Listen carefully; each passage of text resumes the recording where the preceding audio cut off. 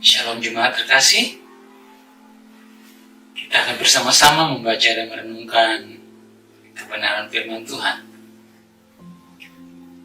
Tema yang saya angkat adalah legacy, warisan.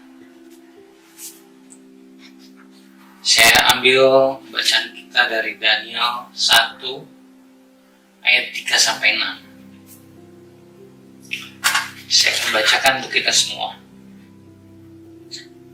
Lalu raja bertitah kepada Aspenas, kepala istananya, untuk membawa beberapa orang Israel yang berasal dari keturunan raja dan dari kaum bangsawan, yakni orang-orang yang muda, yang tidak ada suatu celah, yang berperawakan baik, yang memahami berbagai-bagai hikmat, berpengetahuan banyak, dan yang mempunyai pengertian tentang ilmu, yakni orang-orang yang cakap untuk bekerja dalam istana raja, supaya mereka diajarkan tulisan dan bahasa orang Kasdim. Dan raja menetapkan bagi mereka pelabur setiap hari dari santapan raja dan dari anggur yang biasa diminumnya. Mereka harus dididik selama 3 tahun, dan sesudah itu mereka harus bekerja pada raja. Ketika berbicara mengenai legacy atau warisan, saya mau mulai dengan pengalaman saya ketika saya ditugaskan ke Papua dan sempat mengajar di beberapa sekolah dasar di beberapa pulau di Sentani. Saya melihat bahwa generasi yang lahir mulai dari tahun 90-an tidak lagi dapat berbicara bahasa daerah, baik secara aktif maupun secara pasif. Artinya, bahasa daerah terancam punah. Kasus serupa ini, silakan nanti diteliti, terjadi juga di banyak daerah lain di Indonesia. Bahasa daerah kehilangan pamor di tengah era digitalisasi. Apakah begitu? Dalam praktek keseharian, bahasa daerah menjadi seolah-olah gagap dan gamang menghadapi kehidupan aktual pada saat ini. Generasi muda bertanya, apa manfaat nyata dari bahasa daerah bagi kehidupan mereka sekarang ini?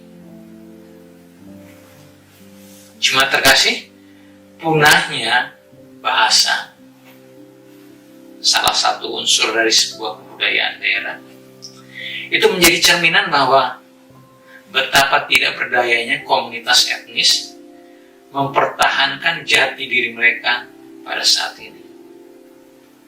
Kemajuan ilmu pengetahuan dan teknologi informasi secara khusus, kecanggihan alat transportasi, serta proses migrasi berskala global sudah mengubah wajah dunia, mengubah wajah peradaban manusia secara signifikan. Globalisasi itu bukan masalah perdagangan bebas saja, tetapi masalah akulturasi, interaksi budaya, percampuran budaya antar manusia. Bahkan dapat dikatakan globalisasi itu adalah sebuah penaklukan bangsa terhadap bangsa tanpa perlu berperang. Saya memberi contoh sederhana. Coba kita lihat betapa tergila-gilanya remaja Asia, termasuk remaja Indonesia, pada budaya populer Korea, K-pop. Ternyata kondisi serupa sudah terjadi ribuan tahun lalu. Hanya saja pada saat itu melalui perang, kolonialisasi. Dalam bacaan Alkitab kita dicatat menaklukkan kerajaan Yehuda oleh bangsa Babel. Periode itu disebut sebagai masa pembuangan. Orang Israel dibuang.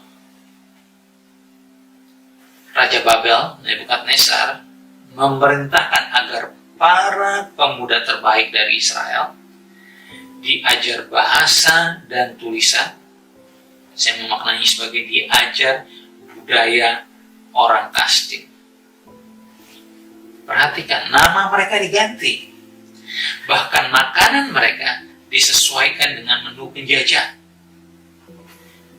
Bukankah itu sebuah gambaran yang mirip dengan kondisi saat ini? Saya membandingkannya. Budaya dunia merasuk dalam kehidupan orang Kristen. Sayang, banyak warga gereja, termasuk para pemimpinnya, tidak dapat mendeteksi hal ini. Kalaupun mereka dapat mendeteksi dan mengenali budaya-budaya dunia, tetapi seringkali mereka tidak punya kemampuan untuk mengantisipasi dan untuk memberdayakan diri mereka atau warga gereja untuk mengatasi terjadinya hal ini. Dalam bacaan Alkitab kita dicatat Daniel dan ketiga temannya memutuskan untuk mempertahankan jati diri Ibrani mereka. Sejauh itu berkaitan dengan hal yang paling fundamental, iman. Kita tahu bahwa sejak zaman Musa, orang tua di Israel sudah diperintahkan untuk secara sistematis dan berulang-ulang mengajarkan perintah Tuhan kepada anak-anak mereka. Kita bisa lihat itu dalam Ulangan 6 ayat 7. Dalam konteks ini kita bisa memahami kisah spektakuler mengenai iman Daniel, Sadrak, Mesak, dan Abednego. Itu dimulai ketika orang-orang tua mereka mengajarkan kepada mereka secara sistematis dan berulang-ulang firman Tuhan, kebenaran firman Tuhan. Israel dijajah beberapa bangsa, tetapi Daniel yang berketetapan hati itu justru selalu dipercaya menasihati raja-raja penjajahnya. Daniel tidak kehilangan jati diri. Secara khusus, imannya. Mengapa hal itu bisa terjadi?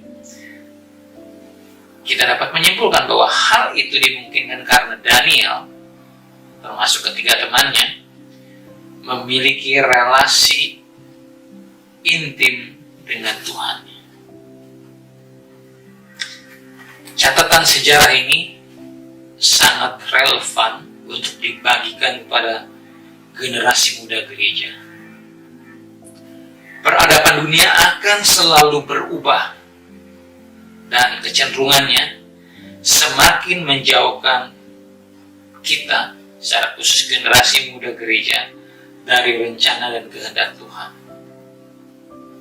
Namun mereka yang menjadikan Tuhan sebagai prioritas utama di dalam kehidupannya tidak akan terhanyut oleh semua pesona dan tipu daya dunia.